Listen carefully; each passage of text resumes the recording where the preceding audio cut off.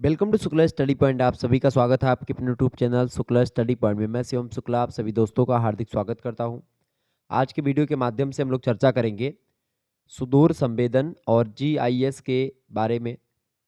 ये आपको जियोग्राफी के पेपर नंबर 2 के अंतर्गत पढ़ना होता है।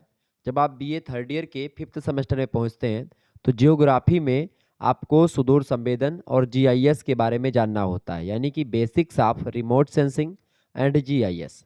ओके। और विस्तार से हम इन चीज़ों के बारे में चर्चा करने वाले हैं आज की वीडियो के माध्यम से। ये रिवीजन क्लास होगी, खास करके महासंग्राम रिवीजन क्लास होगी 2024 की परीक्षाओं के लिए। आपको बता दूं कि पेपर नंबर 1 जो है उसके बारे में जो है मैंने चर्चा किया हुआ है, मॉडल पेपर भी दिया हुआ है, लेकिन और भी उसका भी महासंग्राम वीडियो में दूंगा। और इसका भी मॉडल पेपर मैंने दिया है, ऑब्जेक्टिव का भी और लिखित का भी। तो दोनों मॉडल पेपर अवेलेबल हैं, आप मॉडल पेपर को देख लीजिएगा। और ये महासंग्राम जो वीडियो है इसमें आपको कुछ प्रश्न दिए जाते हैं और उन्हीं प्रश्न के उत्तर को आपको लिख करके यहाँ पर समझाया जाता है। तो संपूर्ण सिलेबस को ध्यान में रख करके प्रश्नों को रखा जाता है और उसके बाद में ये प्रश्न आपको इनके उत्तर लिखे हुए आपको दिखाई पड़ते हैं। तो आइए चर्चा करते हैं, समझने का प्रयास करते हैं कि आखिरकार कौन कौन से प्रश्न आपकी परीक्षा में आ सकते हैं, या एक रिवीजन कैसे अपने परीक्षा के लिए आप कर सकते हैं। तो उसके लिए बहुत ही महत्वपूर्ण है। भूगोल के पेपर 2 का नाम है सुदूर संवेदन और जीआईएस के आधार। आइए देखते हैं बीए 5th सेमेस्टर में आपने अगर अभी तक कुछ नहीं पढ़ा है तो आप इस वीडियो को देख लेंगे तो आपका काम हो जाना है। आइए अब हम चर्चा करते हैं। सबसे पहला आपका जो प्रश्न है यहाँ पर देखेंगे, प्रश्न है जीआईएस के उपयोग पर टिप्पणी कीजिए। जीआईएस जो है उसका क्या उपयोग है, प्रश्न आपसे पूछा जा रहा है कि जीआईएस जो है इसका क्या उपयोग है, फटाफट से आप बताएंगे। जीआईएस का क्या उपयोग है भाई, बताइएगा। जीआईएस का उपयोग क्या है, तो ये उपयोग कुछ आपके समक्ष यहाँ पर दिखाई पड़ रहे होंगे जीआईएस के उपयोग, तो आप इसमें समझ पाएंगे, ठीक है। और इसके जीआईएस वगैरह के बारे में आपने अगर जीआईएस को क्या बोलते हैं, भौगोलिक सूचना तंत्र बोलते हैं, जियोग्राफिकल इंफॉर्मेशन सिस्टम बोल सकते हो इसको आप, ठीक है। तो वही होता है। तो इसका उपयोग बहुत सारा है, जैसे कि पहला उपयोग है सरकारी कार्यों के लिए बेहतर निर्णय लेने में मदद करता है। ये कोई सरकारी कार्य है उसको अच्छा बनाने के लिए या उस कार्य को संपन्न करने के लिए बहुत ही उपयोगी होता है जीआईएस, ठीक है। जो भौगोलिक सूचना तंत्र होता है वो कंप्यूटर पर आधारित एक ऐसा यंत्र होता है जो भौगोलिक जो आंकड़े होते हैं उनको सुनिश्चित करता है, उनको इकट्ठा करता है, उनको ढूंढने में मदद करता है और तमाम प्रकार की चीज़ें इसके अंतर्गत आती हैं। तो लेकिन जीआईएस जो होता है वो खास करके कम लागत और समय में कार्य को पूर्ण किया जा सकता है, बहुत ही कम खर्चीला होता है, जल्दी काम पूरा होता है। तो पहली बात कि सरकारी कार्यों के लिए बेहतर निर्णय लेने में मदद करता है जीआईएस। दूसरी बात, अ, प्राकृतिक संसाधनों के बेहतर प्रबंधन में प्रयोग में लाया जाता है इसको। जो प्राकृतिक संसाधन है वो कहाँ पर हैं, कहाँ पर छुपे हुए हैं, उनको ढूंढने में मदद होती है जीआईएस के माध्यम से। इसके अलावा बेहतर निर्णय के कारण लागत में बचत करने में मदद करता है जीआईएस, ठीक है। इसके अलावा जनसांख्यिकीय परिवर्तन को ध्यान में रखते हुए योजनाएं बनाने में मदद करता है। जनसांख्यिकीय परिवर्तन मतलब कि जैसे कि ये जीआईएस जो होता है, भौगोलिक सूचना तंत्र जो होता है, प्रणाली जो होती है, ये जान जाती है कि भाई कहाँ पर कितनी जनसंख्या, जनसंख्या कैसे बढ़ रही है, कहाँ पर जनसंख्या घनत्व तो कितना है, कैसे ज़्यादा है, कम है। तो उसके हिसाब से आप अलग अलग स्थानों पर जनसंख्या का घनत्व जान पाते हैं, जनसंख्या कहाँ पर कितनी आबादी में बसी हुई है। और उसके हिसाब से फिर आप क्या करते हैं, योजनाएं बनाते हैं सरकार, और योजना से लाभ मिलता है वहाँ के लोगों का कि भाई कितने लोग हैं, कितना घनी आबादी है, कैसे क्या है, सारी चीज़ें। तो जनसांख्यिकीय परिवर्तन को ध्यान में रखते हुए योजनाएं बनाने में मदद करता है जीआईएस। इसके अलावा जीआईएस के उपयोग में और तमाम प्रकार के उपयोग शामिल हैं। देखते हैं कौन कौन से उपयोग। देखिए, पांचवा उपयोग आपका है आपराधिक मामलों के अन्वेषण में मदद करता है। आपराधिक मामले जैसे कि बहुत सारे जो डाकू वगैरह होते थे, पहले लोग छुप जाते थे जाकर के कहीं खंडर में, कहीं चंबल में, या कहीं पर आप देखते चंबल घाटी बड़ी फेमस है इन सभी चीज़ों के लिए। तो लोग वहाँ पर जाकर के छुप जाया करते थे। लेकिन अब क्या है, अब आप छुप नहीं सकते हो। इतना ज़बरदस्त सिस्टम आ चुका है कि भाई आप एड्रेस कहीं पर जाते हो, एड्रेस आप डाल दीजिए। अगर गूगल मैप पर आपका एड्रेस पड़ा हुआ है तो आपके मतलब कि जहाँ तक आप मतलब कि जहाँ आप हो वहाँ तक कोई फ़ोन सिस्टम में आपने लिया हुआ है, कुछ भी आपके पास है, तो उसको ट्रैक किया जा सकता है कहाँ पर आप हो। मैप पूरा गूगल मैप आप देखते हैं, जहाँ जाना चाहे वहाँ जा सकते हैं। सारी चीज़ें आपको मिल सकती हैं। तो आपराधिक मामलों के खोजबीन में या अन्वेषण अन्वेषण का मतलब होता है खोज करना। तो आपराधिक मामलों में अन्वेषण में मदद मिलती है। कोई अपराधी है, भाग रहा है, कहाँ पर है, कैसे, सभी चीज़ों की खोज करने में ये मदद करता है। इसके अलावा कराच्छादन, नगरीय सेवाओं इसके मतलब नगरीय सेवाओं में जल वितरण प्रणाली या राजस्व सेवाएँ, इसके अलावा अवस्थापना सुविधाओं, निकाय की संपत्तियों को चिन्हीकरण, इन सभी करने मतलब इन सभी चीज़ में मदद करता है आपका जीआईएस। तो जीआईएस की बड़ी सारी उपयोगी हैं, मतलब बहुत उपयोगी होता है जीआईएस, और ख़ास करके दैनिक जीवन के लिए भी और भौगोलिक चीज़ों में भी। इसके अलावा ना केवल भौगोलिक बल्कि आप देखते हैं राजनीतिक मामले भी बहुत सारे ऐसे होते हैं जिनमें मदद ली जाती है जीआईएस की। जीआईएस के कई लाभ होते हैं। अब उन्हीं लाभ से आपसे प्रश्न पूछा जाएगा एग्जाम में। जैसे जीआईएस के लाभ बताएं, जीआईएस का क्या लाभ है। तो जीआईएस के कई लाभ होते हैं, जैसे कि पहला लाभ है जीआईएस का, कम लागत और कम समय में किसी भी काम को पूरा किया जा सकता है जीआईएस के माध्यम से। इसके अलावा चित्रों के साथ एक बड़े क्षेत्र के नक्शे को तैयार किया जा सकता है। चूँकि आप देखते हैं कि जो बड़े-बड़े सैटेलाइट्स जो ऊपर लगे हुए हैं, वो एक बड़े भूभाग का फ़ोटो खींच सकते हैं और उसकी वीडियो बना सकते हैं। वहाँ से देखते हैं, नज़र रख सकते हैं किसी भी क्षेत्र पर। तो चित्रों के साथ एक बड़े क्षेत्र के नक्शे को तैयार किया जा सकता है इसके माध्यम से। ये भी एक इसका लाभ है। तीसरा लाभ ये है कि एक बड़े क्षेत्र की विभिन्न विशिष्टताओं, जो फीचर्स होते हैं किसी क्षेत्र का, किसी क्षेत्र की क्या विशेषताएँ हैं, उसकी क्या संरचना है, उसका स्ट्रक्चर कैसा उस क्षेत्र का, प्राकृतिक संसाधन वहाँ पर कौन-कौन से हैं, उसको एक नज़र से आप देख पाएँगे और समझ पाएँगे जब एक बड़ी फ़ोटो ड्रोन के माध्यम से ली जाएगी ऊपर से। ऊपर कैमरे बहुत सारे ऊपर अंतरिक्ष में कैमरे लगे हुए हैं। जैसे आपको बता दूँ, ये जैसे ये पृथ्वी है अपनी, अब पृथ्वी के ऊपर क्या है, बहुत सारे उपग्रह है जिसको आप सैटेलाइट बोलते हैं, कृत्रिम उपग्रह, वो घूमते रहते हैं। उन्हीं कृत्रिम उपग्रह में कैमरे लगे होते हैं। तो वो क्या करते हैं, किसी क्षेत्र विशेष पर नज़र रखते हैं कि भाई ये कैमरा यहाँ पर नज़र रख रहा है, दूसरा कैमरा यहाँ पर है तो इधर नज़र रख रहा है। कुछ कैमरे या कुछ उपग्रह ऐसे होते हैं जो लगातार पृथ्वी पर ऐसे घूमते रहते हैं पृथ्वी के चारों ओर, और वो एक प्रकार से जानकारी देते रहते हैं हर एक चीज़ की। ठीक है। अगर आपने मूवी देखी होगी परमाणु, परमाणु मूवी जॉन इब्राहिम की है, तो उसमें आप देखते हैं सैटेलाइट जब जाती है, मतलब जब आती है तो लोग छिप जाते हैं। सैटेलाइट जैसे जाती है, कैमरा जाता है, तुरंत फिर से जो परमाणु में मतलब जो पोखरण मूवी है, तो पोखरण मूवी, तो पोखरण मूवी में फिर से वो जॉन इब्राहिम फिर से जो है वो जो क्या परमाणु बम बनाने का प्रयास करने लगते। तो वो क्या होता है कि वो लगातार मतलब कि लगातार नहीं बनाते हैं, क्योंकि कैमरे की नज़र से हट करके जब कैमरा छिप जाता है वहाँ से, तो वो घूमने वाला कैमरा होता है, घूमने वाली सैटेलाइट होती है। ठीक है। तो एक बड़े क्षेत्र की तमाम प्रकार की विशेषताओं को, संरचना को, प्राकृतिक संसाधनों को आप एक नज़र में देख पाते हैं जीआईएस के माध्यम से। ठीक है। इसके अलावा दुर्गम क्षेत्रों को भी कम समय में आच्छादित यानी कवर किया जा सकता है। कोई ऐसा स्थान जहाँ पर आप नहीं जा सकते हैं, उन स्थानों पर भी ये बड़े-बड़े कैमरे पहुँच करके ऊपर से फ़ोटो ले करके और आपको दिखा सकते हैं कि भाई ये स्थान, यहाँ पर क्या चीज़ें हैं। जैसे अंटार्कटिका वगैरह की फ़ोटो वहाँ पर जा कर के वहाँ के मौसम के बारे में, चंद्रमा पर जा कर के, चूँकि वहाँ पर मनुष्य नहीं जा सकता, लेकिन वहाँ पर जा कर के तमाम प्रकार के यंत्रों ने क्या किया है, हम तक जानकारी पहुँचा रहे हैं। अभी चंद्रयान अभी गया है आपका, ठीक है? ये। इसके अलावा 5वां आपका लाभ ये है कि प्रणाली विकसित हो जाने के पश्चात इसका उपयोग सामान्यतः सभी के द्वारा अल्प अवधि यानी कम समय के प्रशिक्षण यानी ट्रेनिंग के उपरांत सुगमता यानी कि सरलता से किया जा सकता है। तो प्रणाली विकसित हो जाए अगर, तो इसके बाद में अगर जो जीआईएस की प्रणाली है अगर इसको और ज़्यादा विकसित होनी अभी बाकी, चूँकि अभी इस पर काम चल रहा है, तो इसकी जैसे-जैसे विकास इसका बढ़ेगा, मतलब इसका इस प्रणाली का विकास होगा, वैसे-वैसे क्या होगा, इसका उपयोग जो है बहुत ही सरलता से लोग कर पाएँगे, बहुत ही आम जनजीवन में ये चीज़ें धीरे-धीरे आने लगेंगी। अभी तो ये एक विशेष वर्ग के हाथों में है, लेकिन अब क्या होगा कि ये सभी लोगों के पास आएगी, चूँकि क्या होगा और सरल तरीका बनाया जाने लगेगा। पहले कंप्यूटर चलाना बड़ा कठिन काम होता था, आजकल कंप्यूटर बच्चे-बच्चे चलाते हैं, तो कंप्यूटर अब सरल हो गया। पहले मोबाइल फ़ोन जो स्क्रीन टच होती थी उसको लोग नहीं चला पाते थे। अब सारे बच्चे स्क्रीन टच, छोटे-छोटे बच्चे जो पैदा हुए हैं अभी मुश्किल से एको साल के नहीं हुए हैं, वो फ़ोन चला लेते हैं स्क्रीन टच मोबाइल। हमारे भैया का लड़का है, मैं किसी दिन उसको दिखाऊँगा आप लोगों को, तो वो जो है अभी छोटा-सा है, 1 साल का पूरा हुआ होगा अभी, लेकिन मोबाइल में आप देखेंगे तो पूरा लाइक वाइक करना सब जानता है, यूट्यूब वूट्यूब पे खोलना, पूरा लॉक खोलना जानता है स्क्रीन का। मतलब अभी से इतना ज़्यादा टैलेंटेड है। हम लोग जब कक्षा जो है मतलब कि 12 पास किए थे, तो हमारे पास एक कीपैड फ़ोन था छोटा सा, वो भी मिला था कीपैड फ़ोन। उसके बाद में जब बीए कंप्लीट हुआ है हमारा, फिर उसके बाद में हमको स्क्रीन टच फ़ोन मिला था, मतलब बीए के बाद में।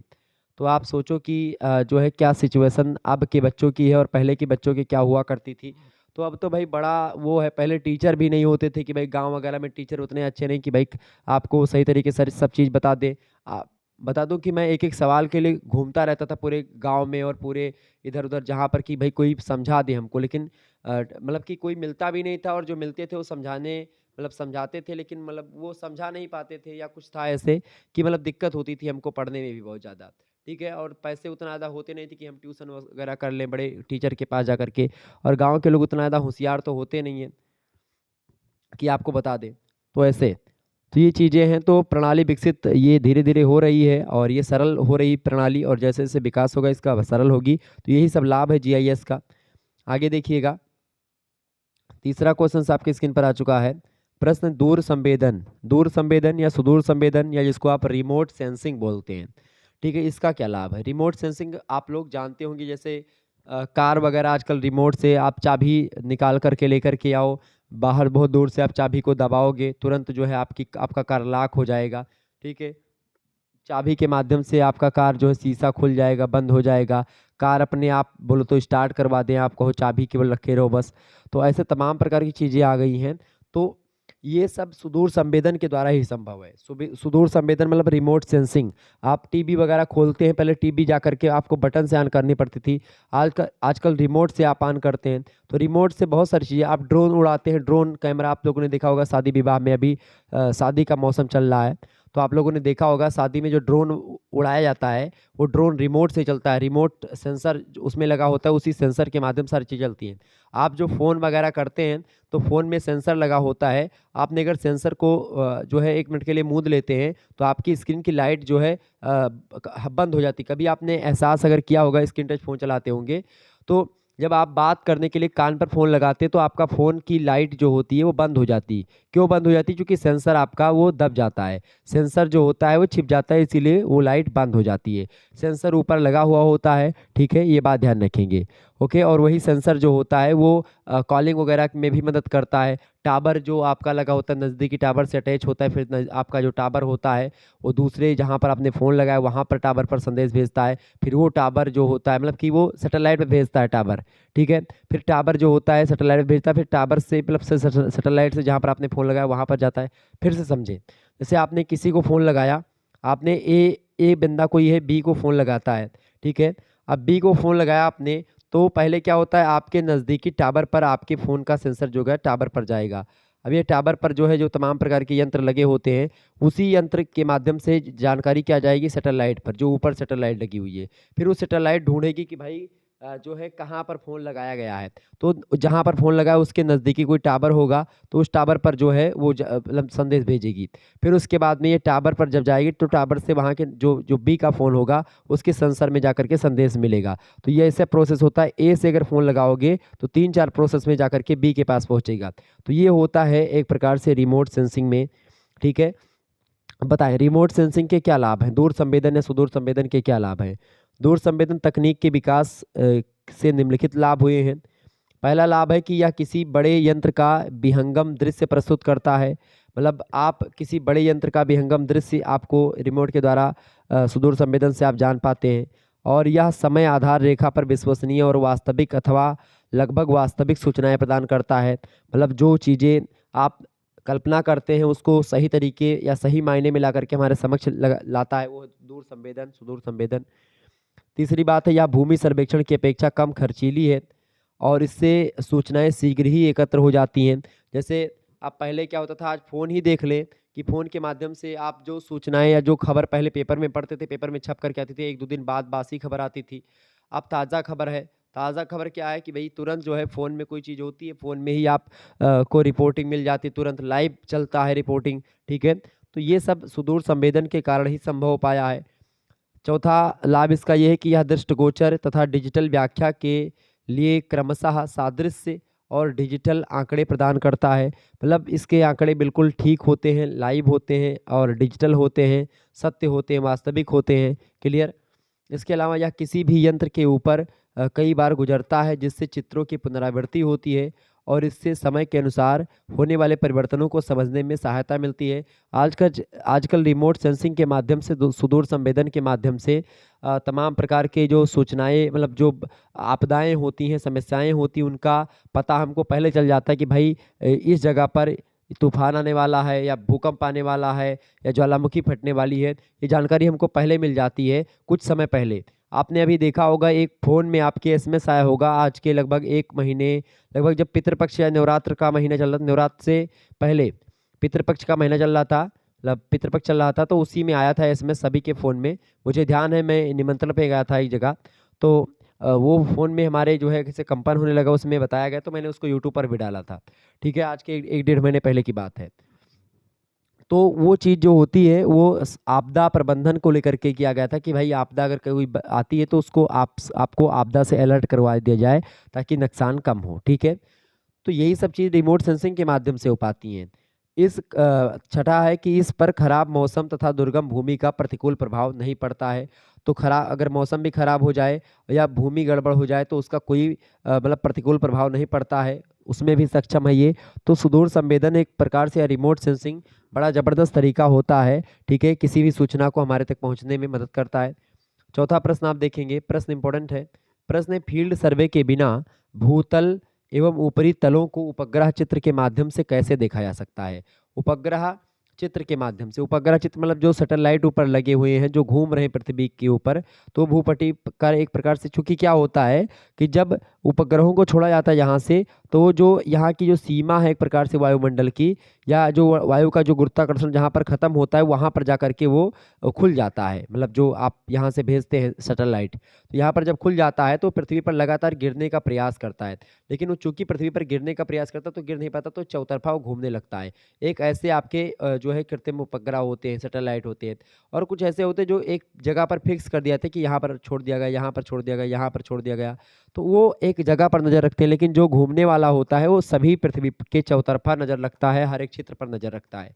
ठीक है, तो उसी के द्वारा हम लोग 3D मतलब कि बिना सर्वे के आप जो है किसी भी स्थान के बारे में जानकारी ग्रहण कर सकते हैं। आप बिना उस जगह पर जाए आप वहाँ की जानकारी कलेक्ट कर सकते हैं। यही बात यहाँ पर फील्ड सर्वे में, फील्ड सर्वे मतलब जहाँ कोई जगह है उस पर आपको जाना है, वहाँ पर उस जगह को देखना है, पूरा जानकारी इकट्ठा करनी है। तो उसके मतलब कि अगर आप वहाँ पर नहीं जाते हैं तो भी आप क्या कर सकते हो, आप जो है फील्ड सर्वे के बिना भूतल पर ऊपरी तलों को उपग्रह चित्र के माध्यम से, उपग्रह चित्र मतलब जो ऊपर लगा हुआ जो है सैटेलाइट, उसके माध्यम से आप देख सकते। कैसे देखें? त्रिआयामी यानी 3D जो आपका होता है, 3 डायमेंशनल जिसको बोलते हैं, 3D व्यू का निर्माण करके हम फिल्म सर्वे के बिना भूतल एवं ऊपरी तलों को भी देख सकते हैं। कभी अगर आप लोग मूवी नहीं देखे हैं टाकीज में, तो कभी जाइएगा टाकीज में और 3D टाकीज में जाइएगा, तो आपको 3 डायमेंशनल का मज़ा आएगा। उसमें आपको एक चश्मा मिलेगा देखने के लिए, वो काला चश्मा होगा, उसमें पन्नी लगी होगी चश्मे में, उसमें शीशा नहीं लगा होता है, पन्नी टाइप का शीशा होता है।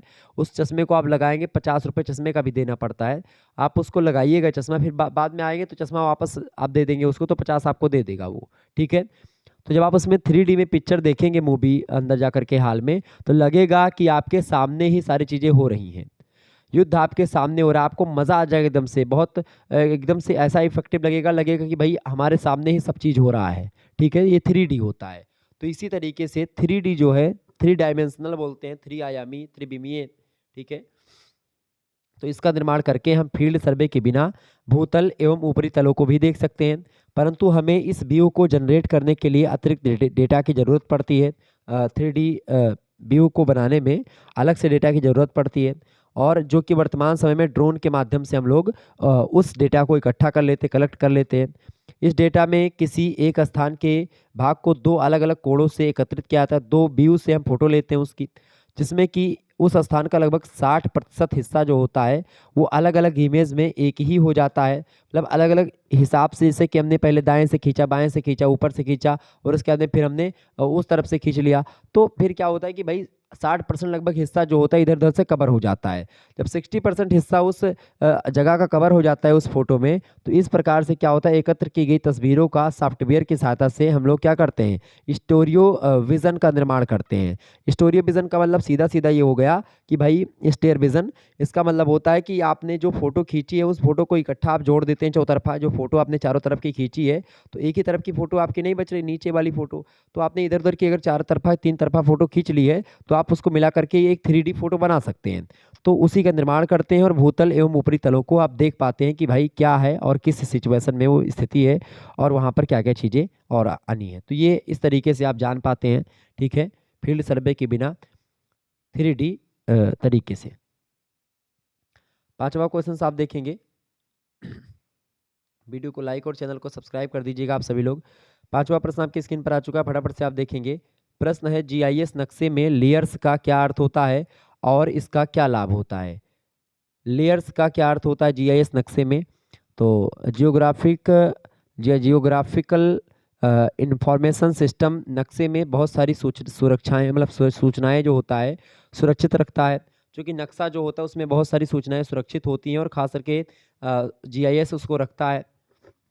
व्यवहारिक प्रयोग में सामान्यतया एक समय में एक अथवा दो सूचनाओं को ही आवश्यकता, मतलब उसी एक या दो सूचनाओं की आवश्यकता होती है एक समय में। अतः यदि ऐसे नक्शे का प्रयोग किया जाता है जिसमें सारी सूचनाएं हो, तो जिस विषय हेतु नक्शे का अध्ययन उस समय किया जा रहा होता है उसका परीक्षण अत्यंत कठिन हो जाता है। अतः अलग अलग तरह की सूचनाएं अलग अलग लेयर्स में एकत्रित की जाती हैं और लेयर्स का यही महत्व होता है कि भाई अलग अलग सूचनाएं जो होती हैं उनकी अलग अलग लेयर्स होती है और आवश्यकता के अनुसार एक अथवा एक से अधिक लेयर्स को मर्ज करके देखा जा सकता है। मान लेते हैं कि आपको ए लेयर्स के बारे में जानना है तो आप ए लेयर्स पढ़ेंगे, बी लेयर्स को आपको जानना तो बी लेयर्स उठा करके देखेंगे, आपको ए बी साथ में देखना है तो आप ए बी साथ में इकट्ठा यानी मर्ज करके देख लेंगे, ठीक है। उदाहरणार्थ जैसे एक लेयर में शहर की सारी सड़कें हो सकती हैं, दूसरी लेयर में पाइपलाइन हो सकती हैं, तीसरी में आपकी नाले हो सकते हैं जो होते हैं सड़क किनारे, चौथे में आवासीय भवन हो सकते हैं, पांचवें में वाणिज्यिक भवन हो सकते हैं। इस प्रकार से अब आपको देखना है कि भाई शहर में कुल मिलाकर कितनी सड़कें हैं या कितनी लंबी सड़कें, तो आप ए लेयर या एक पहली लेयर के माध्यम से पता लगा सकते हैं। आपको दूसरी लेयर के बारे में पता करना भी कि भाई पाइपलाइन कितनी पड़ी है गैस की, तो आप दूसरी लेयर को देख सकते हैं। आपको देखना है कि भाई नाले कितने हैं, सड़क में कितने लंबे नाले हैं, तो आप उसको तीसरी लेयर में देख सकते हैं। चौथे में आपको आवासीय भवन देखना है, पांचवें में आपको वाणिज्यिक भवन देखना है, तो आप जो देखना है आप उसको अलग अलग भी देख सकते हैं। मतलब आप एक प्रकार से बोले तो कि भाई आप केस स्टडी भी कर सकते हैं, इसमें अलग अलग चीज़ों का अध्ययन कर सकते हैं, व्यक्तिगत अध्ययन कर सकते हैं, ठीक है। लेकिन अगर इसी में आपको देखना है कि भाई सड़क और नाली को एक साथ पढ़ना है तो आप पहली लेयर को देखेंगे और उसके बाद में तीसरी लेयर को देख लेंगे। तो इस तरीके से क्या होता है, इसी लिए लेयर का बड़ा महत्व होता है इसमें। इस प्रकार की 63 लेयर्स तक बनाई जा सकती हैं, जीआईएस के माध्यम से 63 लेयर बनाई जा सकती हैं। नक्शे का व्यवहारिक प्रयोग करते समय कंप्यूटर स्क्रीन पर अथवा प्रिंट आउट में नक्शे में वही सूचनाएं दिखाई देंगी जिसमें या जिनमें उस समय हमारी रुचि होती है। इस प्रकार जीआईएस के माध्यम से विभिन्न प्रकार के विषयगत नक्शे यानी कि थीमेटिक मैप्स जो होते हैं प्राप्त किया सकते हैं, जो आप चाहते हैं उस तरीके का मैप आपको मिल जाता है। तो लेयर्स का अर्थ यही होता है जो मैंने आपको समझाया और इसके लाभ भी बहुत इंपॉर्टेंट होते हैं और बहुत लाभ होते हैं इसके। अगला क्वेश्चन आपकी स्क्रीन पर आ चुका है, 6ठा नंबर प्रश्न है, संपत्ति करारोपण हेतु जीआईएस नक्शे की विभेदन क्षमता यानी रेजुलेशन कितना होना चाहिए। जीआईएस नक्शे की विभेदन क्षमता या रिजोल्यूशन जो होता है यह सामान्यतः 50 सेंटीमीटर या इससे अधिक विभेदन क्षमता के नक्शे संपत्ति करारोपण के कार्य के लिए उपयुक्त समझे जाते हैं। व्यय को सीमित रखते हुए जितनी अधिक से अधिक विभेदन क्षमता प्राप्त की जा सकती है उतना प्राप्त करने का प्रयास करना चाहिए। और जो प्रश्न है कि भाई विभेदन क्षमता कितनी होनी चाहिए संपत्ति करारोपण के लिए जीआईएस नक्शे की, तो होती 50 सेंटीमीटर, ठीक है। आगे देखिए, 7वां प्रश्न आपकी स्क्रीन पर आ चुका है, उत्तर प्रदेश किस अक्षांश व देशांतर के मध्य स्थित है। तो इसको आप कैसे पता लगा पाएंगे, इसको आप जब ऊपरी ड्रोन कैमरा से देखेंगे तभी पता लगेगा। तो उत्तर प्रदेश लगभग जो है 23 डिग्री नॉर्थ तथा 31 डिग्री नॉर्थ के अक्षांश लैटिट्यूड तथा 77 डिग्री ईस्ट और 85 डिग्री ईस्ट के देशांतर के बीच में स्थित है। यानी कि देशांतर जो रेखाएं होती हैं, जैसे ये आपका पृथ्वी है, अब पृथ्वी पर जो ये रेखाएं होती हैं वो रेखा होती है आपकी खास करके ये रेखा होती है अक्षांश रेखा, और ये होती देशांतर रेखाएं। अब यूपी अपना पड़ता है कहाँ पर भैया, ये यहाँ पर, यूपी आपका पड़ता है यहाँ पर। तो देखिए सबसे पहली बात, ये आपका होता है उत्तरी गोलार्ध, ये होता है दक्षिणी गोलार्ध, ठीक है, यानी ये यन होता है ऊपर वाला। समझें इसको, थोड़ा सा मैं आपको और अच्छे तरीके से समझा दूं ताकि कोई दिक्कत आपको ना हो। ये देखें, ये होता है आपका यहाँ पर आपका, ये देखें, ये होती है अक्षांश रेखाएं, जो ये मैंने देखी 0 डिग्री अक्षांश ये है, और ये 0 डिग्री देशांतर है। ये ऊपर वाला होता है नॉर्थ पोल और ये होता है साउथ पोल, ठीक है। ये होता है आपका ईस्ट, ठीक है, और ये होता है वेस्ट, ठीक है, ये ध्यान रखेंगे। अब भारत अपना कहाँ पर है, यहाँ पर भारत अपना है यहाँ पर, ठीक है। अब ये देखें, यहाँ पर पड़ेगा आपका यूपी। अब यूपी आपका पड़ेगा कहाँ पर, अब देखें 23 डिग्री नॉर्थ, 23 डिग्री नॉर्थ मतलब कि ये देखें यहाँ पर पड़ता है, ये यूपी के बीच से होकर के यहाँ पर जाती है रेखा। तो देखें ये हो गए 23 डिग्री नॉर्थ से लेकर के 31 डिग्री आपका ऊपर थोड़ा सा यहाँ तक, ये यूपी आपका पड़ गया। तो ये 31 डिग्री नॉर्थ ये अक्षांश में पड़ता है।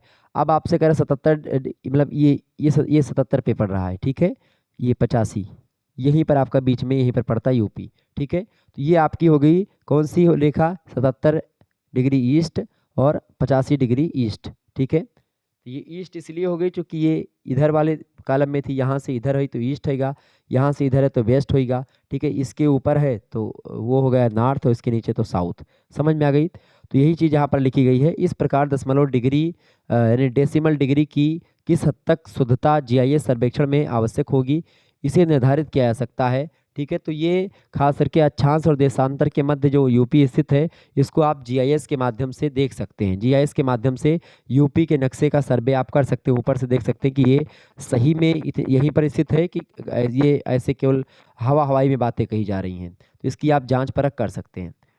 8वां क्वेश्चन आप देखेंगे, स्थानिक विभेदन और वर्णक्रमीय विभेदन में मतलब विभेदन में क्या अंतर होता है। बताएं, स्थानिक विभेदन और वर्णक्रमीय विभेदन में क्या अंतर होता है दोनों में। तो स्थानिक जो रेजोल्यूशन यानी कि विभेदन होता है, इस बात का माप होता है कि पिक्सल के आधार पर, जो पिक्सल मेगा पिक्सल जो कैमरा होता है ठीक उसी प्रकार का वही पिक्सल, तो पिक्सल के आधार पर किसी छवि में वस्तुएं कितनी विस्तृत हैं, कितनी बड़ी वस्तुएं हैं, कितने बड़े जगह की फोटो ली गई है, तो पिक्सल के आधार पर किसी छवि में वस्तुएं कितनी विस्तृत हैं, इस बात की माप की जाती है स्थानिक रेजोल्यूशन में। जबकि वर्णक्रमीय रेजोल्यूशन में क्या होता है, वर्णक्रमीय बैंड की संख्या और चौड़ाई के आधार पर एक बैंड में वर्णक्रमीय विवरण की मात्रा, उसमें एक वर्णक्रमीय विवरण की मात्रा कितनी है, उसकी बैंड की संख्या और चौड़ाई के आधार पर इसको ज्ञात किया जाता है। जबकि पिक्सल के आधार पर आप कितनी छवि कितनी बड़ी है, इसको आप स्थानिक रेजोल्यूशन में देखते हैं। वर्णक्रमीय में रेजोल्यूशन में आप वर्णक्रमीय बैंड की संख्या और चौड़ाई के आधार पर एक बैंड में वर्णक्रमीय विवरण की मात्रा कितनी है उसको आप देखते हैं।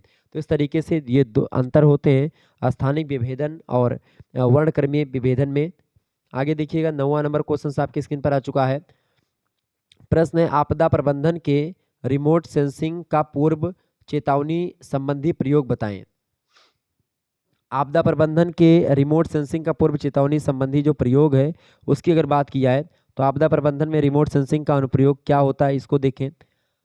चूंकि आपदाएं जो होती हैं वो बिना बताए आती हैं, कुछ पता नहीं होता कि आपदाएं कब आ जाएं, तो इसके लिए कुछ ऐसी सिस्टम बनाया गया है, जैसे कि आप देखते हैं सिस्मोग्राफ। सिस्मोग्राफ जो है वो क्या करता है, भूकंप की तीव्रता को मापता है।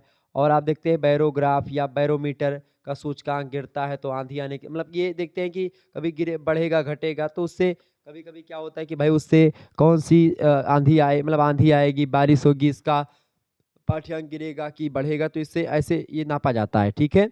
तो ये क्या होता है कि आपदा प्रबंधन जो होता है उसमें बड़ा इंपॉर्टेंट भूमिका निभाता है रिमोट सेंसिंग। जैसे अभी आपके फ़ोन में कुछ दिन पहले मैंने बताया था कि आया होगा, तो वो खास करके इसी के तहत आया था, आपदा प्रबंधन को लेकर के, ताकि क्या हो कि जो डिजास्टर मैनेजमेंट है वो एक प्रकार से डिजास्टर मैनेजमेंट के लिए आया था, ताकि जो है आपदाओं से आपकी रक्षा की जा सके। आपदाएं चाहे प्राकृतिक हों चाहे मानव प्रेरित हो, मानव के द्वारा बनाई गई आपदाएं हों, व्यापक और विनाश और जीवन की हानि दोनों में होती हैं। रिमोट सेंसिंग दूरस्थ स्थानों से जानकारी प्राप्त करने की अपनी क्षमता के साथ आपदा प्रबंधन के लिए मूल्यवान अंतर्दृष्टि प्रदान करता है।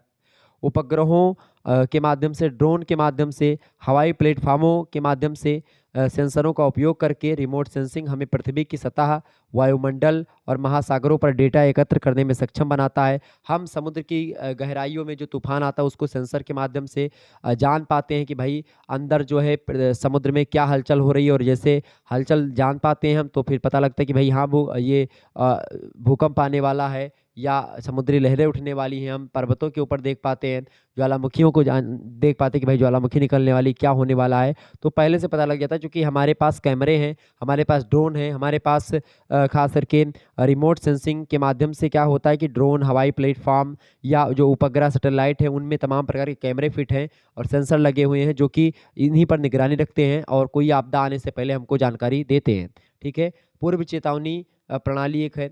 पूर्व चेतावनी प्रणाली का मतलब ये है जैसे कि आपको अभी सभी के फ़ोन में अगर कोई आपदा आने वाली होगी तो आपके फ़ोन में पहले से वो बता दिया जाएगा कि भाई ये आपदा आने वाली है।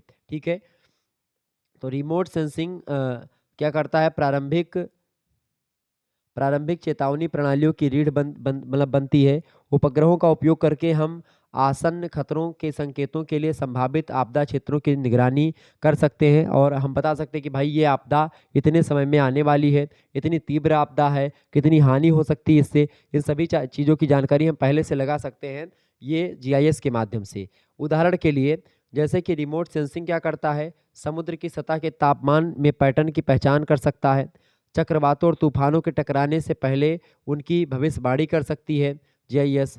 और इसी तरह रिमोट सेंसिंग भूकंपीय गतिविधि का पता लगा सकती है, जो हमें संभावित भूकंपों और ज्वालामुखी विस्फोटों के प्रति सचेत कर सकती है कि भाई यहाँ पर भूकंप आने वाला इतने बज करके इतने मिनट पर। तो आप उस मिनट पर, उस समय पर आप जो है भूकंप से बचने के उपाय कर लेंगे। खतरे से बचने के लिए आप जो कुछ भी अपनाना होगा उसको अपना सकते हैं। तो ये तमाम प्रकार के फ़ायदे होते हैं इससे।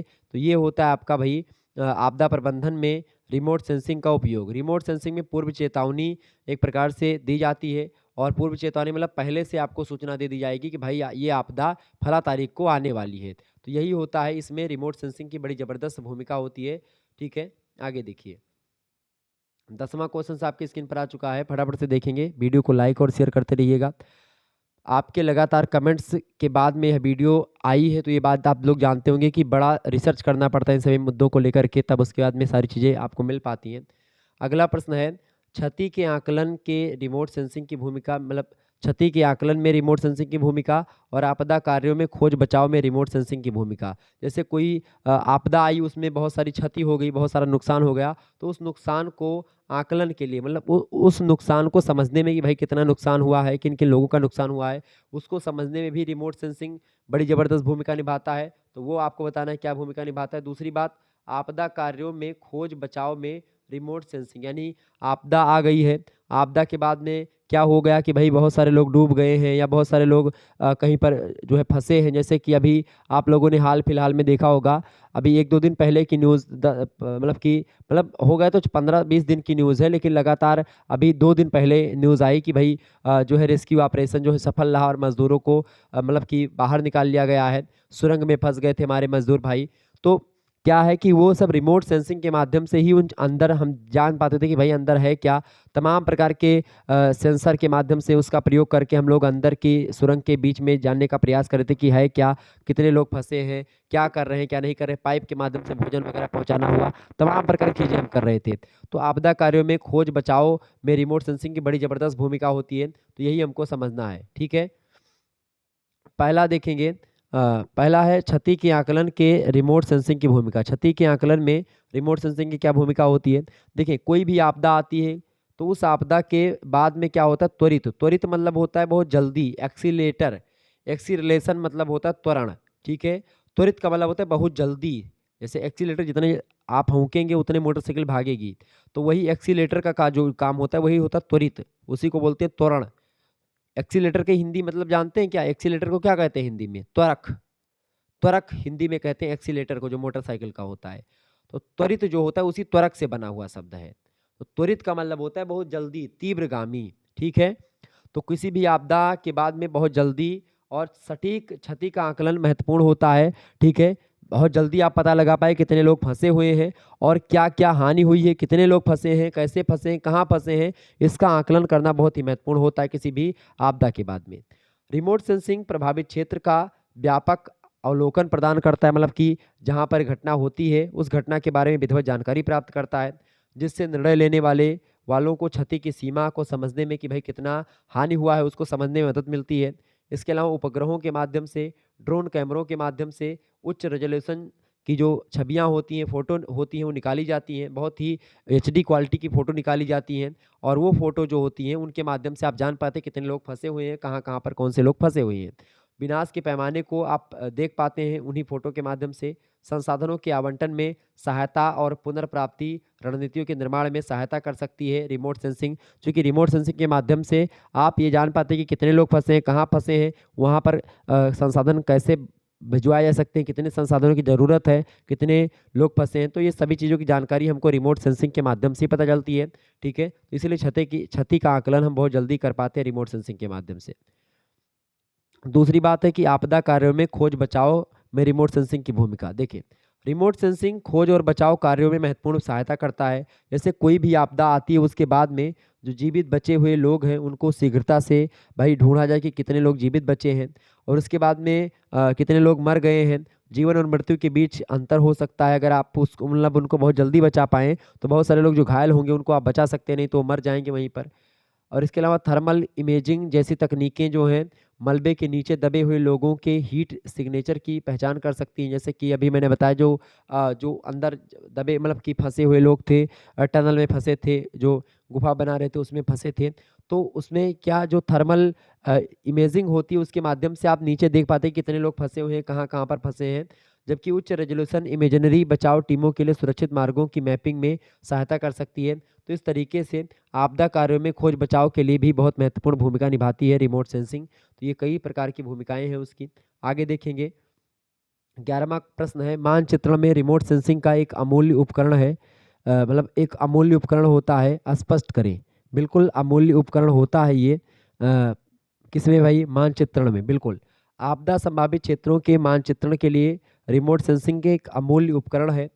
चूँकि ये बाढ़, भूस्खलन माने जो भूकंप वगैरह आता है वही, जंगल की आग के प्रति संवेदनशील क्षेत्रों की पहचान करने में मदद करता है। जंगल में आग लग जाती है, लोगों को पता नहीं चलता। लेकिन जब ड्रोन वगैरह ऊपर से उड़ते हैं, कैमरे जो सैटेलाइट में लगे हुए हैं, ठीक है, कृत्रिम उपग्रहों में लगे हुए हैं जो पृथ्वी पर घूम रहे हैं, उनसे पता चलता है कि भई यहाँ जंगल में आग लगी है, कहाँ पर क्या हो रहा है, ये चीज़ें जो आसमान में उड़ते हुए कैमरे उन्हीं से पता चलता है, ठीक है? जिससे निवारक उपायों के कार्यान्वयन की अनुमति मिल सकती है। आपदा के बाद रिमोट सेंसिंग आपदा के कारण हुए परिदृश्य में परिवर्तनों को प्रतिबिंबित करने के लिए मानचित्रों को अद्यतन करने में सहायता कर सकती है। तो ये कई प्रकार के उपयोग होते हैं मानचित्र में रिमोट सेंसिंग का, ठीक है।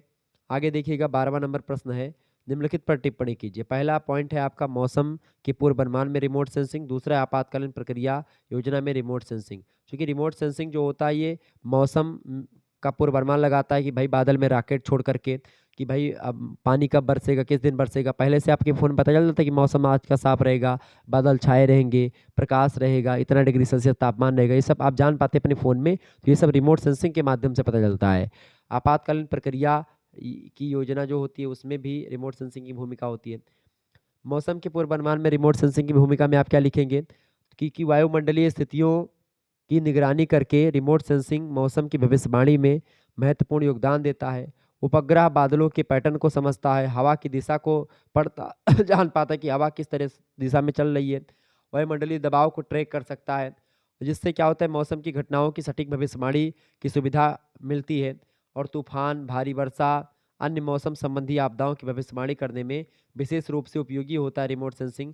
रिमोट सेंसिंग बताता है कि भाई पानी कब बरसेगा, हवा कितनी तेज होगी, सारी चीज़ें, ठीक है। आगे देखेंगे, अगला पॉइंट आपका है आपातकालीन प्रतिक्रिया योजना में रिमोट सेंसिंग।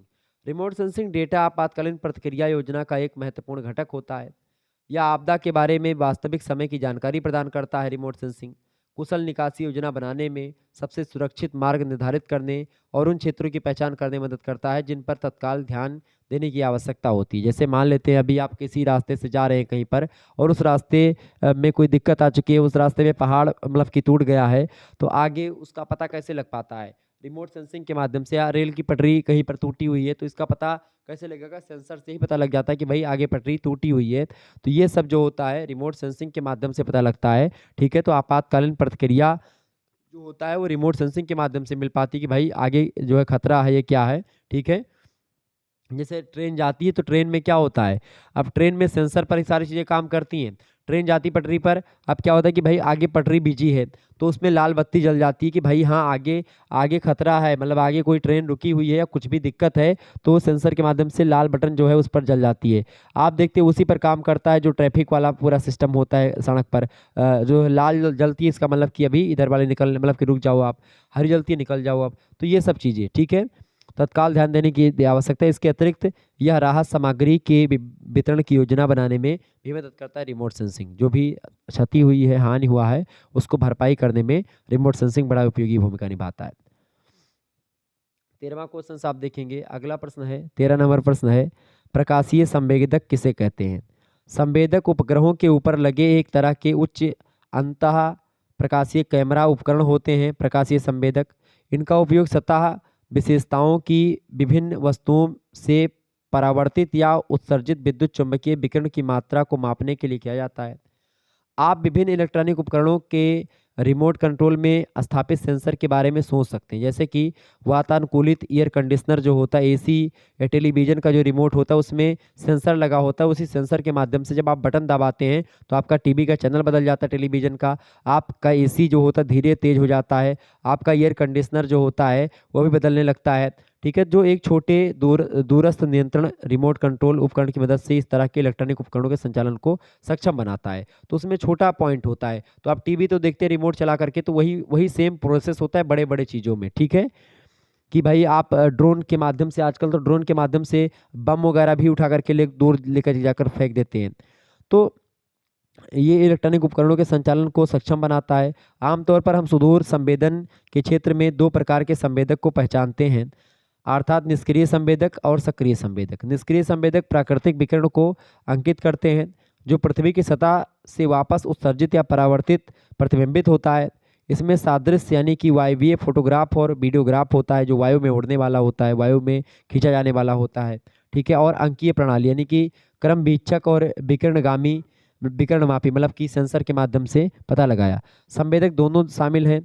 सक्रिय संवेदक पृथ्वी की सतह को रोशन करने के लिए निर्दिष्ट तरंग दैर्ध्य की पट्टी की विद्युत चुम्बकीय विकिरण ढोने वाले वाहक होते हैं। सक्रिय संवेदक का उदाहरण रेडियो संसूचन, पहचान और रेजुलेशन यानी रडार, पार्श्व अभिमुख हवाई रेडार यानी जिसको सलार बोलते हैं, और संश्लेषित कृत्रिम द्वारक यानी रडार जिसको आप सार बोलते हैं, ये सब होते हैं।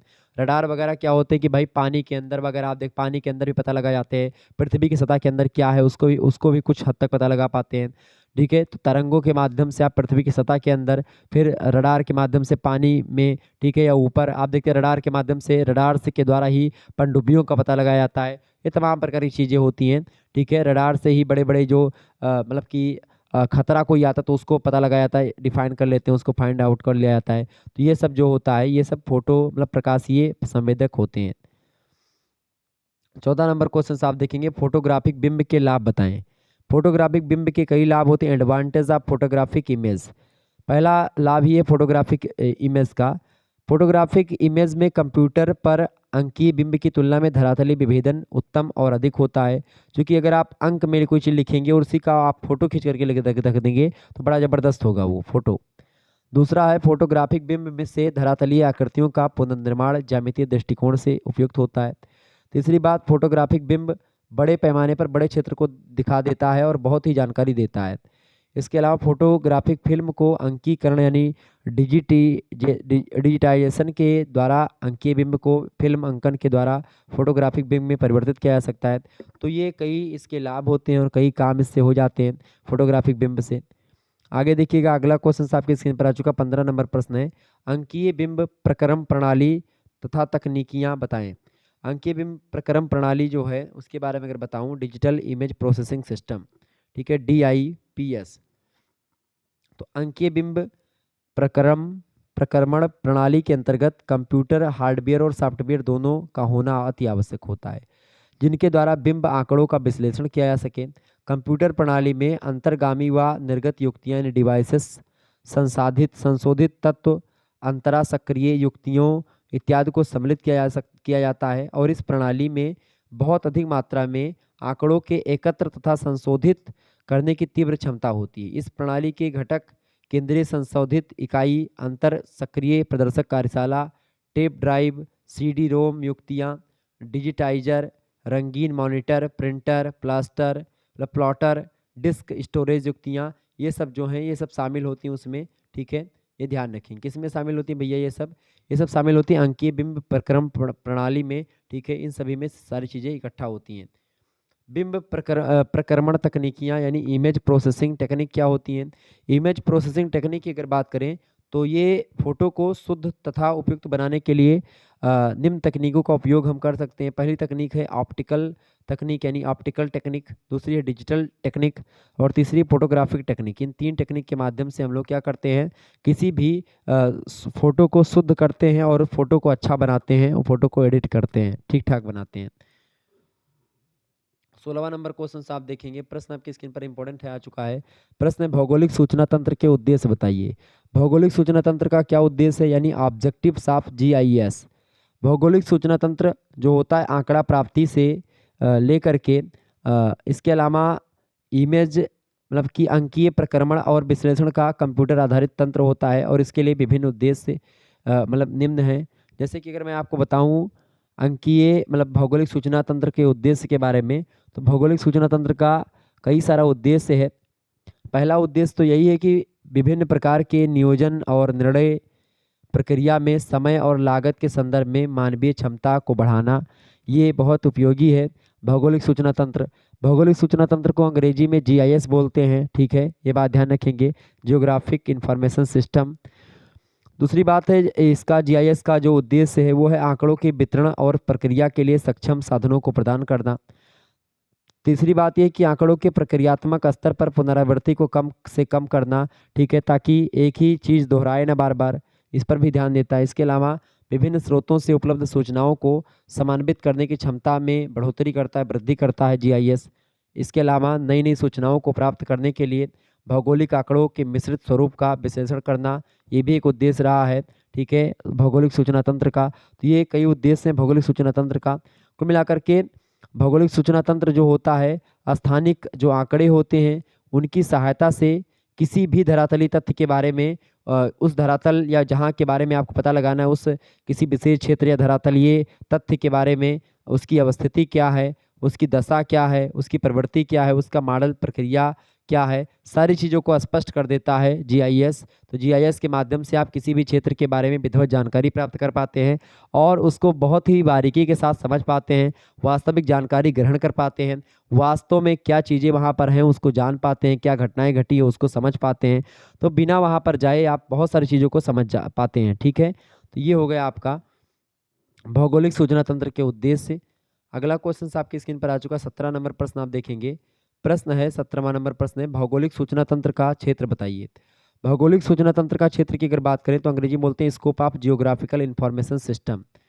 भौगोलिक सूचना तंत्र या जीआईएस की अगर बात करें तो जीआईएस के अंतर्गत अध्ययन की जाने वाली समस्याओं की विविधता ने इस तंत्र के अनुप्रयोग क्षेत्र को क्या कर दिया है, असीमित बना दिया है। मतलब कि अब इसके कोई सीमा नहीं रही है। हर एक क्षेत्र में आप देख रहे हैं कि लगातार जीआईएस का उपयोग बढ़ता जा रहा है। वस्तुतः पृथ्वी पर भौगोलिक अवस्थिति यानी जियोग्राफिकल लोकेशन के द्वारा संदर्भित लक्षणों के बारे में किसी भी प्रकार की सूचना प्राप्ति के लिए भौगोलिक सूचना तंत्र यानी कि जीआईएस की तकनीक का उपयोग किया जा सकता है। आप कहीं पर भी जाना है तो उसमें भी आप प्रयोग करते हैं भौगोलिक सूचना तंत्र का ही। ठीक है, जीआईएस का ही। और इन कंप्यूटर आधारित तंत्रों में ऐसे भौगोलिक संदर्भित यानी जियोग्राफिकली रिफरेंस लक्षणों के अवस्थितिक दत्त यानी लोकेशन जो डेटा होता है कि कहाँ पर कैसा क्या माहौल है, कैसी सिचुएशन है कहाँ पर, उनके गुण दत्त यानी कि जो एट्रीब्यूट डाटा है, दोनों को एक साथ प्रयोग में लाने की क्षमता होती है। तो मतलब कि अवस्थितिक डाटा और उसके गुण डाटा यानी कि attribute data and location data दोनों को एक साथ प्रयोग में लाने की क्षमता होती है जीआईएस में। अतः भौगोलिक सूचना तंत्रों में न केवल लक्षणों की अवस्थितियों का स्वतः प्रदर्शन यानी ऑटोमेटिक डिस्प्ले या मानचित्रण होता है, बल्कि अपितु ये तंत्र संबंधित लक्षणों के विवेचन योग्य अभिलक्षणों के अभिलेखन यानी रिकॉर्ड मतलब की रिकॉर्डिंग विश्लेषण एनालिसिस तथा एक संबंध परक दत्त आधार यानी जो है रिलेशनल डेटाबेस भी प्रस्तुत करते हैं। मतलब कि कहाँ मतलब किस जगह का संबंध किस अन्य जगह से है या उस जगह का के बारे में सारी चीज़ें, तो ये सब एक प्रकार से भौगोलिक सूचना तंत्र के क्षेत्र में शामिल होता है। जो दत्त मतलब की जो क्वालिटी होती है, जो स्थिति होती है, सभी को इकट्ठा करके आप पढ़ सकते हैं। बहुत ही ज़बरदस्त तरीका होता है ये, ठीक है। आगे देखेंगे, अगला प्रश्न आपकी स्क्रीन पर आ चुका है। 18 नंबर प्रश्न है भौगोलिक सूचना तंत्र की अभिकल्पना बताइए। भौगोलिक सूचना तंत्र की अभिकल्पना यानी कि डिजाइन ऑफ जीआईएस, ठीक है। भौगोलिक सूचना तंत्र की अभिकल्पना की अगर बात करें तो अनेक हार्डवेयर और सॉफ्टवेयर में से जीआईएस के लिए उपयुक्त हार्डवेयर और सॉफ्टवेयर का चयन किया जाता है। जीआईएस के प्रयोग की अग्र प्रकार किससे अभिकल्पना की जा सकती है। पहली बात तो संकल्पना यानी कि कॉन्सेप्ट, आवश्यकता का निर्धारण किया जाए कि क्या आवश्यकता है हमको। दूसरी बात अभिकल्पना यानी फिर डिजाइन किया जाए उसको, प्रक्रिया नियोजन तंत्र का चयन किया जाए, उसके अंदर विकास यानी डेवलपमेंट किया जाए, तंत्र की प्राप्ति करी जाए, आंकड़ा का आधार बनाया जाए, स्टाफ की ट्रेनिंग दी जाए और संचालन की तैयारी की जाए। फिर उसके बाद में संचालन किया जाए यानी कि ऑपरेशन, तंत्र की स्थापना करी जाए, आंकड़ा रूपांतरण प्रक्रिया विकास, इसके अलावा जो है अंक क्षेपण यानी कि ऑडिट किया जाए उसको, तंत्र मूल्यांकन और विस्तार किया जाए। जीआईएस के लिए प्रयुक्त प्रमुख सॉफ्टवेयर जो हैं कई सारे हैं, जैसे कि पहला सॉफ्टवेयर है आपका आर्क जीआईएस, ठीक है। दूसरा है आपका जियोमेटिका, तीसरा है आपका मैप इन्फो और चौथा आपका ईआरडस, ठीक है। तो ये सब क्या है सॉफ्टवेयर हैं जीआईएस के लिए जो बढ़िया सॉफ्टवेयर होते हैं। तो आपसे पूछ सकता है एग्जाम में, ऑब्जेक्टिव परीक्षाओं में या अति लघु उत्तरीय में, जीआईएस के लिए प्रयुक्त प्रमुख सॉफ्टवेयर के नाम बताएं। तो जियोमेटिका जो है, आर्क जीआईएस, इसके अलावा मैप इन्फो, ये मतलब कि इरडास, ये सब जो है ये सब जीआईएस के लिए प्रयुक्त सॉफ्टवेयर हैं। वैसे भारतीय अंतरिक्ष विभाग ने भी जियो स्मार्ट, इसके अलावा डिसीजन स्पेस और इसके अलावा जो है बायोकैप जैसे जीआईएस सॉफ्टवेयर को विकसित कर लिया है। ये भारतीय लोगों ने किया, भारतीय अंतरिक्ष विभाग के द्वारा जो है Geo Smart, decision space, Bio Cap, इन सभी जीआईएस के सॉफ्टवेयर का डेवलपमेंट कर किया जा चुका है। क्लियर। तो ये जीआईएस के कुछ सॉफ्टवेयर जिसके बारे में मैंने आपको बताया। 19 नंबर क्वेश्चन आप देखेंगे, रिमोट सेंसिंग की सीमाएं बताएं। रिमोट सेंसिंग की सीमाएं यानी लिमिट्स ऑफ रिमोट सेंसिंग बताएं। तो पहली लिमिट है रिमोट सेंसिंग की कि रिमोट सेंसिंग ने पूरी तरह से जमीन आधारित सर्वेक्षण विधियों को प्रतिस्थापित नहीं किया है। इसकी कुछ सीमाएं हैं, यानी कि ये अभी तक पूरा एकदम से मतलब जैसा चाहिए या हर एक क्षेत्र में प्रयोग नहीं किया जा सकता है। कुछ जगहों पर इसकी नाकामी भी देखने को मिली है, यानी कि इसका जो दायरा है रिमोट सेंसिंग का वो अभी सीमित है, ठीक है, कंप्लीट नहीं है। दूसरी बात, डेटा संग्रह और डेटा खरीद की लागत भी इसमें लगती है। इसके अलावा डेटा विश्लेषण और व्याख्या के साथ समस्याएं भी उत्पन्न होती कभी कभी। इसके अलावा सभी मौसम क्षमता के साथ समस्याएं, क्योंकि हर एक मौसम में एक जैसा काम नहीं करती रिमोट सेंसिंग, हर मौसम को लेकर के कुछ दिक्कतें आती हैं। क्योंकि कुछ सेंसर क्लाउड के माध्यम से नहीं मतलब कि क्लाउड के माध्यम से देख नहीं सकते हैं, क्योंकि जब बादल हो जाता है तो उसमें कुछ सेंसर ऐसे होते हैं जो कि उसको पार नहीं कर पाते हैं, फिर दिक्कत आती है उसमें। तो मौसम अगर ज़्यादा बिगड़ता है तो फिर रिमोट सेंसिंग को खतरा बना रहता है। इसके अलावा आप देखते हैं और भी तमाम सारी चीज़ें हैं, लेकिन ये सब रिमोट सेंसिंग की सीमाएं हैं। अच्छा, रिमोट सेंसिंग का अनुप्रयोग बताइए, इंपॉर्टेंट प्रश्न है। रिमोट सेंसिंग के अनुप्रयोग, पहला अनुप्रयोग है कि उपग्रहों और विमानों पर कैमरे पृथ्वी की सतह पर बड़े क्षेत्रों की छवियां लेते हैं, जिससे हम जमीन पर खड़े होकर के जितना देख सकते हैं उससे कहीं अधिक देखने की इजाज़त देते हैं हमको रिमोट सेंसिंग। रिमोट सेंसिंग के द्वारा आप उपग्रहों और विमानों पर कैमरे पृथ्वी की सतह पर बड़े पैमानों की छवियां लेते हैं, मतलब कि आप हवाई जहाज में कैमरा लगा दें, वहां से फोटो खींचे पूरी पृथ्वी की, तो अलग नज़रिया आपको देखने को मिलेगा।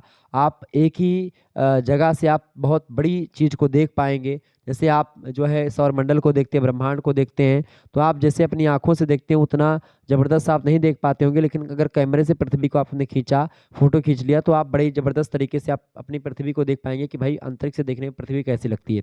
तो एक तो ये अनुप्रयोग हो गया।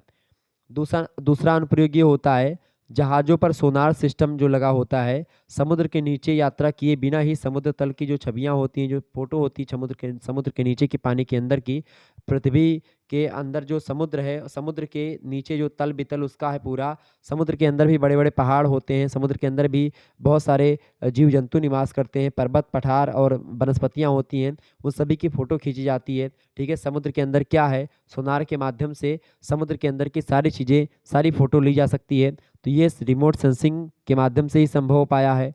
इसके अलावा तीसरा अनुप्रयोग इसका ये है, उपग्रहों पर कैमरे का उपयोग करके महासागरों में तापमान परिवर्तन की छवियों को आप देख सकते हैं। मतलब तापमान में किस प्रकार से बदलाव होता है समुद्र में, महासागरों में, उसको आप जो कैमरे लगे होते हैं सैटेलाइट पर ऊपर कैमरे लगे होते हैं, उन्हीं कैमरों के माध्यम से आप महासागरों में तापमान जैसे कि टेम्परेचर कब बढ़ता है, कब घटता है, इसको आप जान पाते हैं फ़ोटो खींच करके और महसूस भी करते हैं। इसके अलावा बड़े जंगल की आग को अंतरिक्ष से मैप किया जा सकता है कि कोई कभी बड़े मतलब कि कहीं पर बड़े जंगल में आग लगी हुई है, तो उसको आप ऊपर से अंतरिक्ष से फ़ोटो खींच करके देख पाते हैं कि भाई आग कितने क्षेत्रफल पर लगी है, कितने एरिया में लगी है आग, ठीक है? तो उसको आप जान पाते हैं किस जगह पर आग लगी है, जिससे क्या होता है रेंजरों को ज़मीन से कहीं ज़्यादा बड़ा क्षेत्र देखने की अनुमति मिलती है और जो है जान पाते हैं लोग कि भाई आग लगी कहाँ पर वास्तव में, ठीक है? इसके अलावा और भी कई सारी चीज़ें हैं जैसे कि 5वीं बात ये है कि बादलों को ट्रैक करने या मौसम की भविष्यवाणी करने में मदद करने के लिए बादलों को ट्रैक करना और धूल के तूफानों को देखने में मदद करना, ये भी रिमोट सेंसिंग का अनुप्रयोग है। रिमोट सेंसिंग के माध्यम से आप देखते हैं मौसम से रिलेटेड जानकारी बताई जाती है, ठीक है? इसके अलावा और भी तमाम सारी चीज़ें हैं जो कि इसकी मदद से हम लोग कर पाते हैं, जैसे कि एक शहर के विकास और कई वर्षों या यहाँ तक कि दशकों में कृषि भूमि या जंगलों में परिवर्तन कैसा हुआ है, कितना परिवर्तन हुआ है, उसको भी आप रिमोट सेंसिंग के माध्यम से देख पाते हैं। आज आप कोई फ़ोटो खींच लें अंतरिक्ष से, फिर उसके बाद में उसी जगह पर, उसी स्थान से जाकर के उसी जगह की फ़ोटो 10 साल बाद खींचेंगे, तो आपको बहुत कुछ बदला हुआ मिलेगा। तो इसकी जानकारी भी हमको रिमोट सेंसिंग के माध्यम से हो पाती है। तो ये सब इसी के अनुप्रयोग हैं रिमोट सेंसिंग के जीआईएस मतलब कि इसके रिमोट सेंसिंग के सुदूर संवेदन के। आगे देखिएगा 21 नंबर क्वेश्चन आपकी स्क्रीन पर आ चुका, फटाफट से आप देखेंगे, इंपॉर्टेंट प्रश्न है परीक्षा की दृष्टि से। 21 नंबर प्रश्न है कृषि और खाद्य सुरक्षा क्या है? कृषि और खाद्य सुरक्षा में रिमोट सेंसिंग की क्या भूमिका है? रिमोट सेंसिंग जो होती है सूखे और कीट संक्रमण जैसी कृषि आपदाओं की भविष्यवाणी कर सकती है कि भाई सूखा कब पड़ेगा और कीट का संक्रमण कब होगा, ठीक है? ये रिमोट सेंसिंग के द्वारा आप पता लगा पाते हैं जिससे शीघ्र ही हस्तक्षेप की अनुमति मिलती है। आपदा के बाद यह कृषि भूमि को हुई नुकसान का आकलन कर सकता है। खाद्य सुरक्षा सुनिश्चित करने के लिए बहुमूल्य डेटा प्रदान कर सकता है रिमोट सेंसिंग। तो रिमोट सेंसिंग के द्वारा कृषि और खाद्य सुरक्षा में उपयोगी भूमिका रिमोट सेंसिंग निभाता है। इसके माध्यम से सूखा कब पड़ेगा, बाढ़ कब आएगी, इन सभी बातों का पता पहले से लग चल जाता है कि भाई ये चीज़ें होने वाली हैं, तो भविष्यवाणी हो जाती है। इसके कारण से आप कृषि में बड़ी अच्छी भूमिका निभा सकते हैं। मतलब कृषि की जो संकट है उससे आप बच सकते हैं और खाद्य सुरक्षा के संकट से आप बच सकते हैं। ठीक, खाद्य की सुरक्षा कर सकते हैं अपनी सारी चीज़ की, ठीक है? आगे देखिएगा 22 नंबर प्रश्न आप देखेंगे, जल संसाधन प्रबंधन में किस प्रकार की भूमिका निभाता है? आप मतलब ये जीआईएस उसको समझें, remote sensing sorry, remote sensing कैसी भूमिका निभाता है जल संसाधन प्रबंधन में? चूँकि आपदा परिदृश्यों में जल संसाधन का प्रबंधन महत्वपूर्ण हो जाता है। रिमोट सेंसिंग अति प्रवाह को रोकने या कमी का पता लगाने के लिए बांधों और जलाशयों में जल स्तर पर निगरानी कर सकती है कि भाई बांध का जल स्तर कितना है। बांध पर अगर जल स्तर बढ़ता है तो भी आपको सूचना दी जाती है कि भाई बांध पर ज़्यादा जल स्तर बढ़ रहा है, जलाशय में जल का स्तर जो है बढ़ रहा है, घट रहा है। इसको आपको कौन बताएगा? ये रिमोट सेंसिंग के माध्यम से ही पता चलेगा।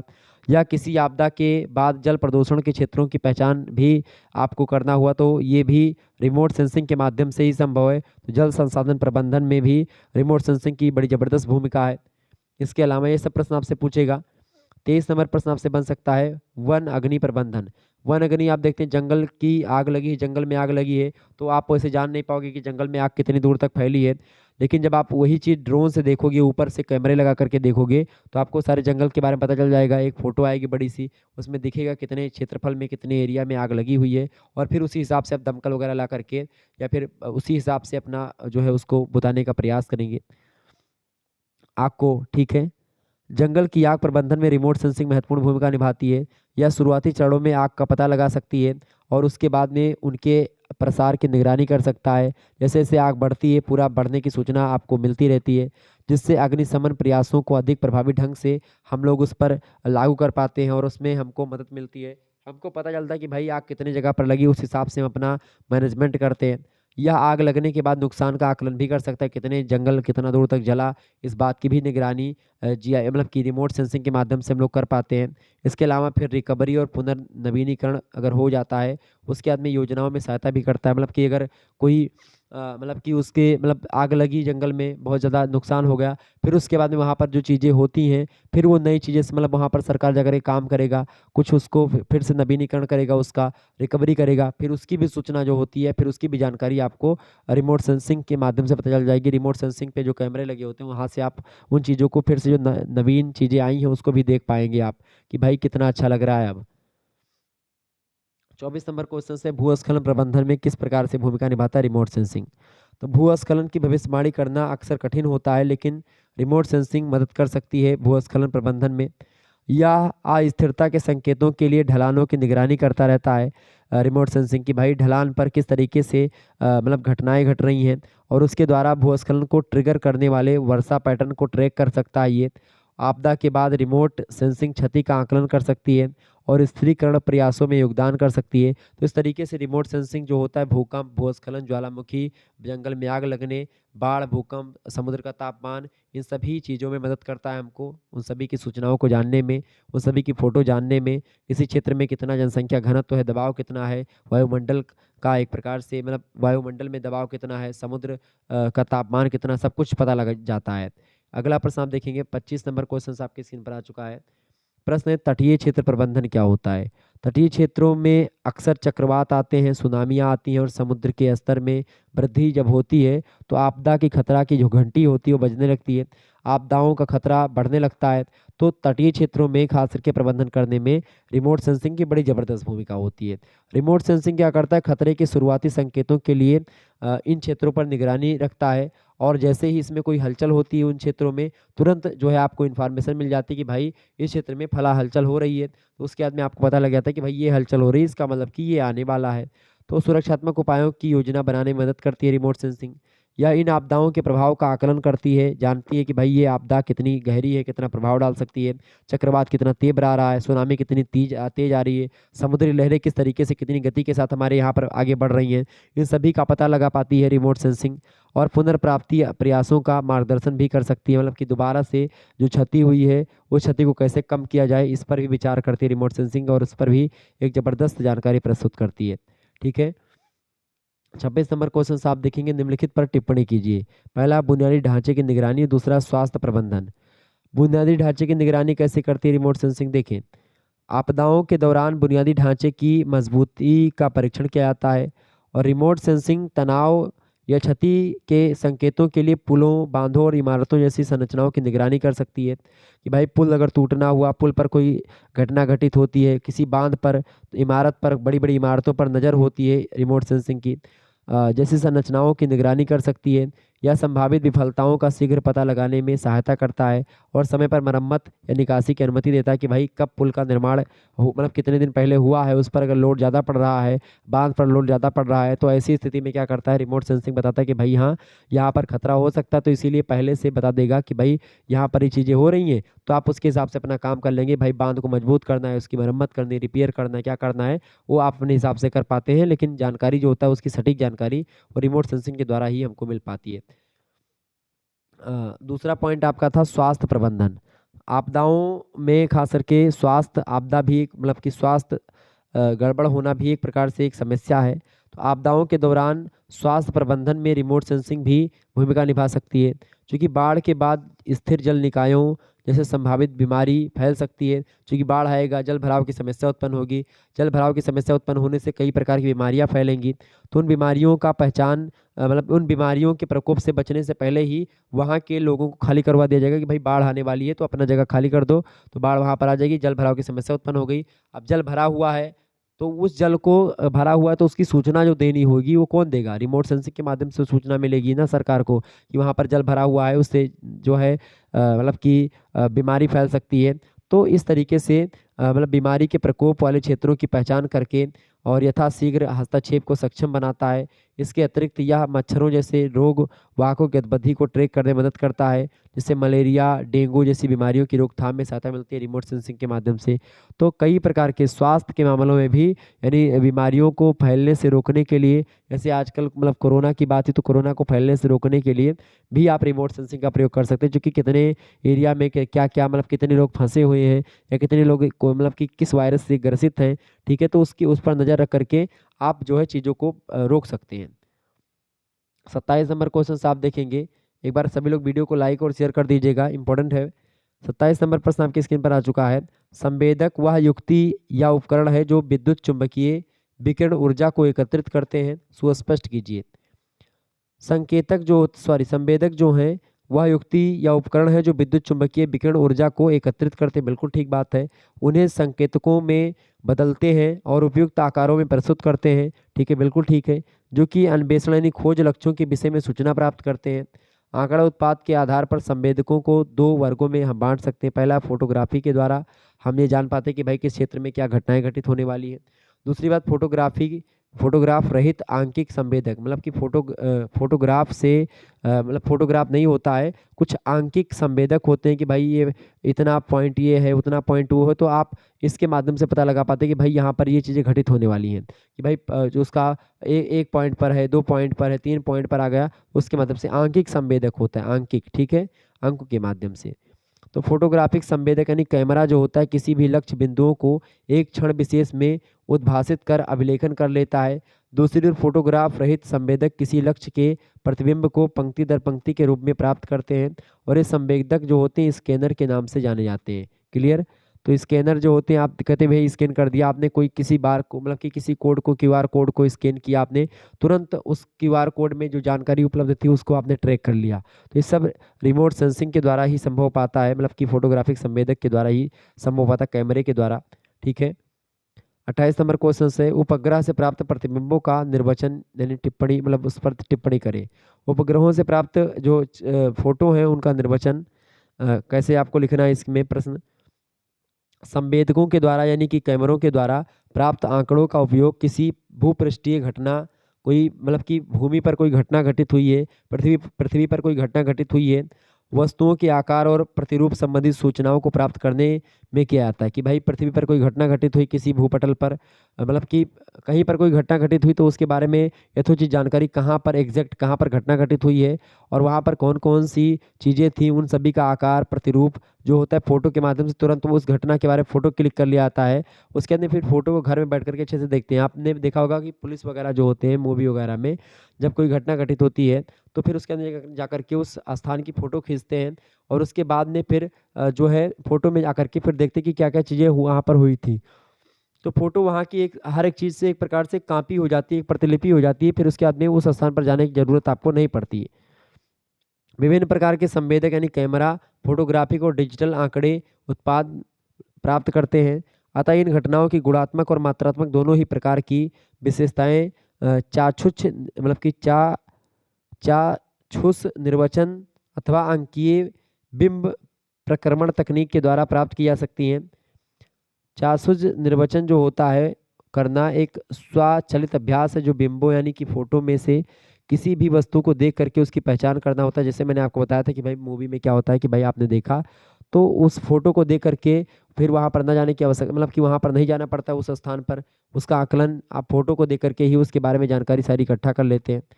दूसरी तरफ डिजिटल इमेज से हार्डवेयर और सॉफ्टवेयर यानी कंप्यूटरीकृत दोनों के संयुक्त प्रयोग से ही इच्छित सूचनाएं प्राप्त की जा सकती हैं। चूंकि हार्डवेयर जो होता है कंप्यूटर का बाहरी भाग होता है, सॉफ्टवेयर जो होता है कंप्यूटर का आंतरिक भाग। सॉफ्टवेयर फोटो खींचता है, हार्डवेयर उसी फोटो को बाहर निकालता है। क्लियर? ये बात ध्यान रखेंगे। तो अंकीय बिंब व्याख्या के तकनीकों के अभाव में बिंबों का विश्लेषण या फोटो का विश्लेषण करना असंभव होता है। इसीलिए यहाँ पर केवल चाक्षुष विश्लेषण विधियों का वर्णन ही किया गया है। मैंने आपको बताया कि भाई फोटो कभी-कभी आजकल तो गूगल स्कैनर आपने देखा होगा आ गया है, तो वो इसी का एक प्रकार से उदाहरण है। गूगल स्कैनर पर आप देखते हैं कि कोई फोटो आप खींचो और उसी फ़ोटो को एक प्रकार से स्कैन कर दो गूगल पर, तो उसी फ़ोटो में तमाम प्रकार की चीज़ें मतलब उससे रिलेटेड जो भी चीज़ें आपको गूगल पर पड़ी होंगी मतलब पड़ी होंगी वो मिल जाएगा। जैसे आपको कोई क्वेश्चन नहीं आ रहा है उस क्वेश्चन की फ़ोटो खींचो और गूगल पर डालो, तो उस क्वेश्चन से मतलब उस फ़ोटो से मिलती-जुलती और तमाम प्रकार की फ़ोटो आपके समक्ष आ जाएँगी, ठीक है? तो ये एक प्रकार का ये है रिमोट सेंसिंग, और ये है मतलब कि प्रतिबिंब यानी कि फ़ोटो खींचने का तरीका, या फ़ोटो या संवेदक या कैमरा की एक प्रकार से विशेषता, या कैमरा के द्वारा बहुत सारी चीज़ें की जा सकती हैं। तो भूगोल के बारे में कुछ जानकारियाँ मैंने आपको बताई जो कि बीए पंचम सेमेस्टर से रिलेटेड है। बहुत ही महत्वपूर्ण प्रश्नों पर हमने चर्चा करी। भूगोल द्वितीय प्रश्न पत्र बीए 5th सेमेस्टर, ओके। और बीए, बीएससी दोनों के लिए महत्वपूर्ण है, चूँकि ज्योग्राफी में आप बीए भी कर सकते हैं और ज्योग्राफी से आप बीएससी भी कर सकते हैं। दोनों के लिए बहुत ही महत्वपूर्ण है, ठीक है। तो आप लोगों ने समझा, आज की वीडियो के माध्यम से आपने बहुत सारे प्रश्नों को समझा, ठीक है। और जो आपका मॉडल पेपर है वो भी अवेलेबल है। तो प्लेलिस्ट में मॉडल पेपर है, ऑब्जेक्टिव का भी और लिखित मॉडल पेपर भी है, जिसमें अति लघुत्तरीय, लघुत्तरीय और दीर्घोत्तरीय प्रश्नों को मैंने रखा है। इंपॉर्टेंट प्रश्नों को रखा है, तो उनको आप देख लीजिएगा, ठीक है। बाकी आज की वीडियो के माध्यम से हमने जो है मॉडल पेपर नहीं है, ये महासंग्राम वीडियो है। इसमें हमने बहुत सारे प्रश्नों को देखा, समझा और जाना, मतलब उसमें आपको उत्तर को भी मैंने यहाँ पर लिख करके समझाया, ताकि आपको कोई दिक्कत ना हो, आपको समझ में आ जाए, ठीक है। तो महासंग्राम रिवीजन क्लास ये 2024 की परीक्षाओं के लिए, आने वाली परीक्षा 25 के लिए भी बहुत महत्वपूर्ण होगा। सुदूर संवेदन और जीआईएस का ये मॉडल पेपर आपको कैसा लगा, या महासंग्राम वीडियो कैसा लगा, आप कमेंट करके बता सकते हैं। फटाफट से आप कमेंट करके बताइए कि ये वीडियो आपको कैसा लगा। धन्यवाद, मिलते हैं फिर नेक्स्ट वीडियो में, तब तक के लिए जय हिंद, जय भारत।